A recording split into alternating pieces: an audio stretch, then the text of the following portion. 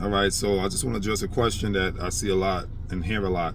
This whole alpha beta thing, right? Like, first of all, if you studied Darwinism, if you studied evolution, evolution and evolution theory, and you believe in any of that, science, this is what the science says about alpha and beta and all that stuff. Survival of the fittest, right? I'm sure everybody's familiar with that term. Survival of the fittest survive. Survival of the fittest, right?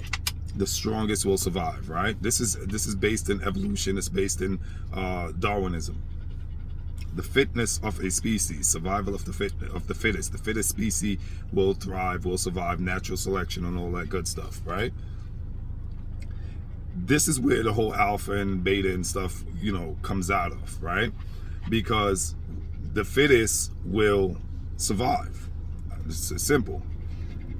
But what people don't understand is there's a misinterpretation of what that means. People tend to think fitness, survival of the fittest, means those who are the strongest, right? And if you, on a superficial level, strongest would mean physically, right? Who's the more dominant species will survive, right? So, or who have the most assets, who has the most material, the most resources, they will survive, right? So survival of the fittest is interpreted as, if we would use today's language, the bag. How big is your bag? Do you have 10 buildings, 15, 20 buildings? Do you own assets? Do you have more than enough resources? Do you have are you running at a surplus in terms of resources? That would be survival of the fittest. You would be deemed as the alpha. This is I'm telling you what the common idea of alpha, fitness, and all that, what people ascribe to it.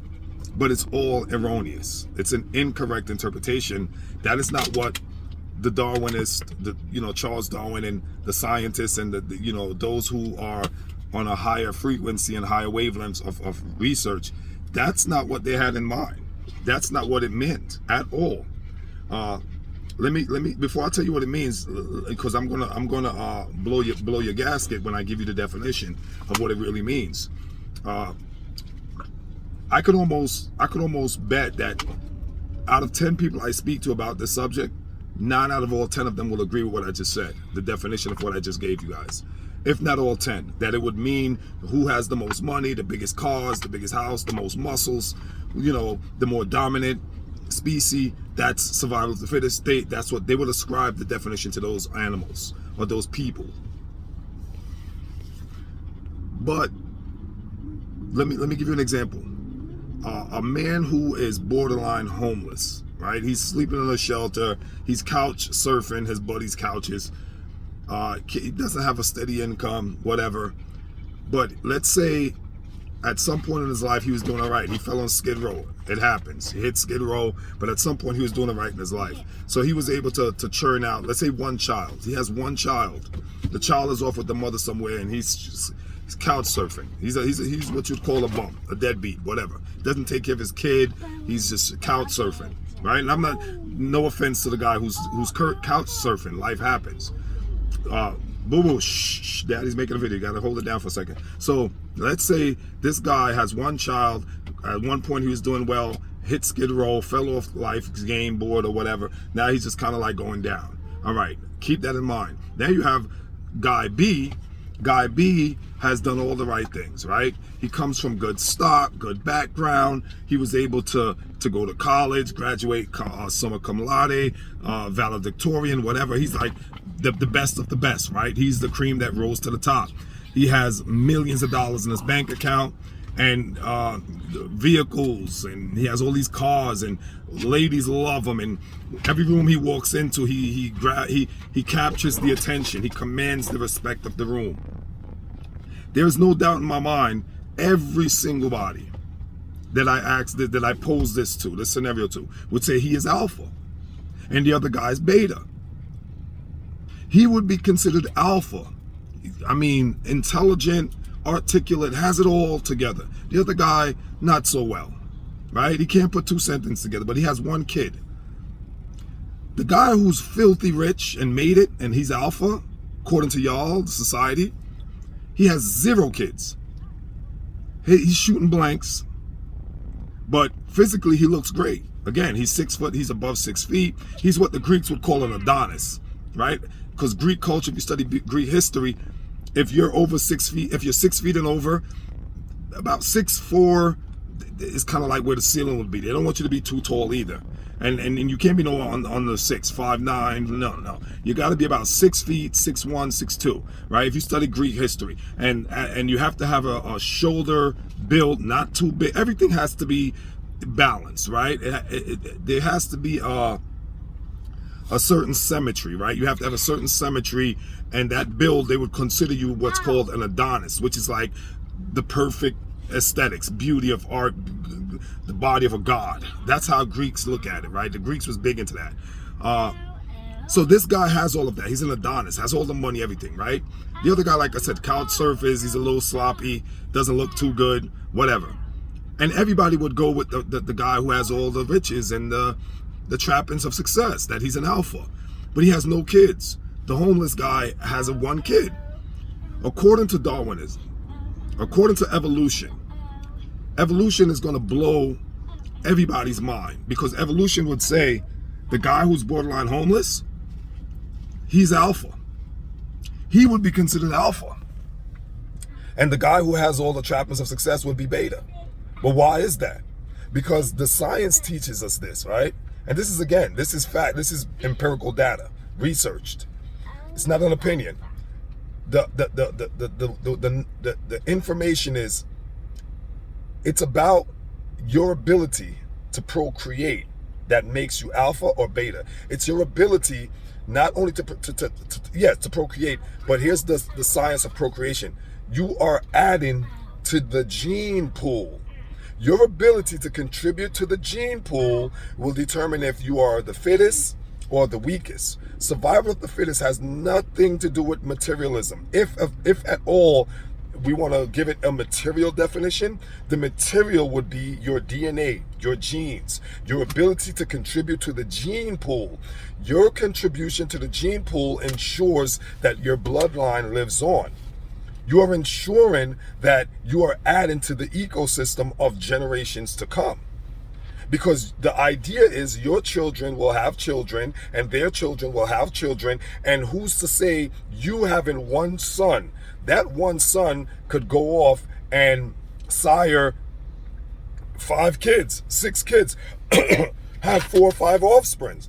So it's about your posterity, not your material gain.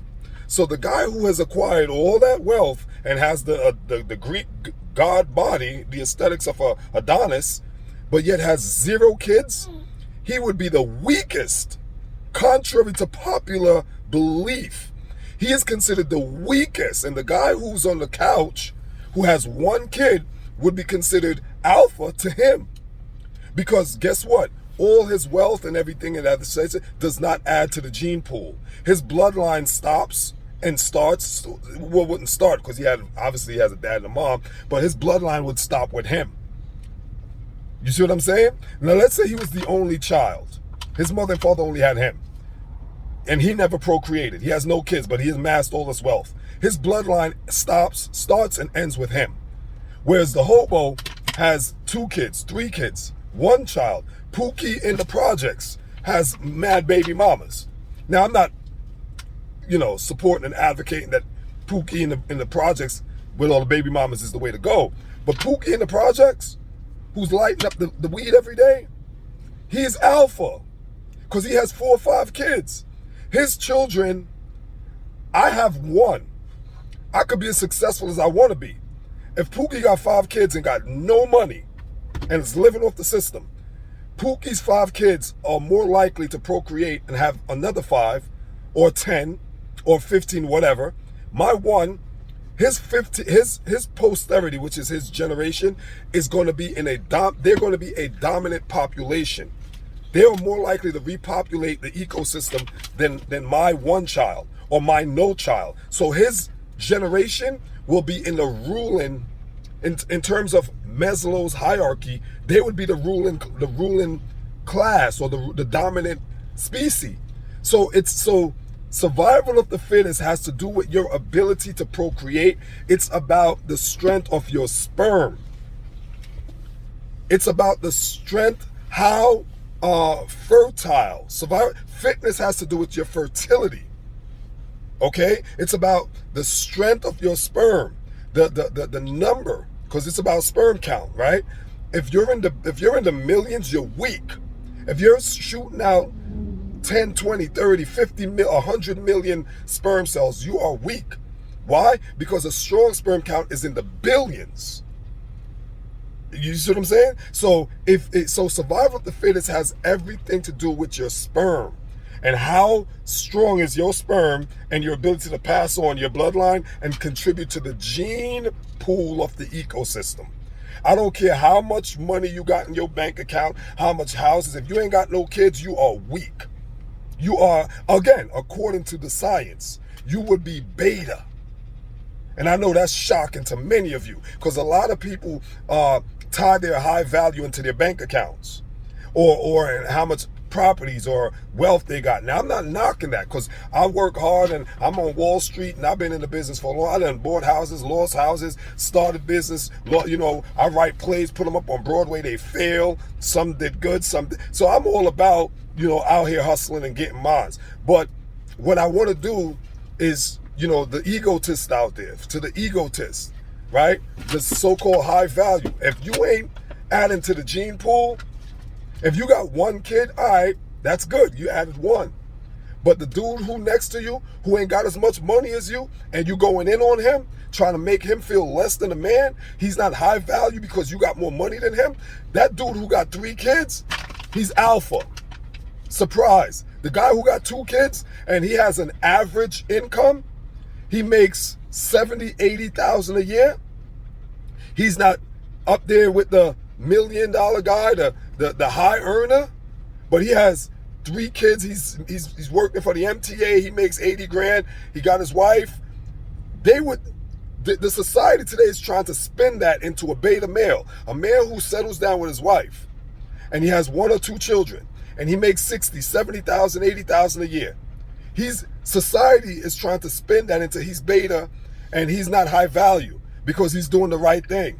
There's this thing called a manosphere and all this bullshit I'm hearing, right? And they try to make it look like the guy who's doing the right thing, the decent man, is beta. And the so-called guy who's the high earner, look at me, I don't need I'm opposed to marriage, and I'm the man, I'm the ish, because my bag is big. I got a big bag, right? This is what they say. This is what they're trying to plant in the up and coming generation's minds, the young men. It's nonsense. That's all nonsense. So the guy who does the right thing is considered beta, but the guy who's running around and whatever, just all his whole psychology is a bag. That's it. It's all wrapped up in a bag. So your manhood, your value, everything about you is about your bag. That's it.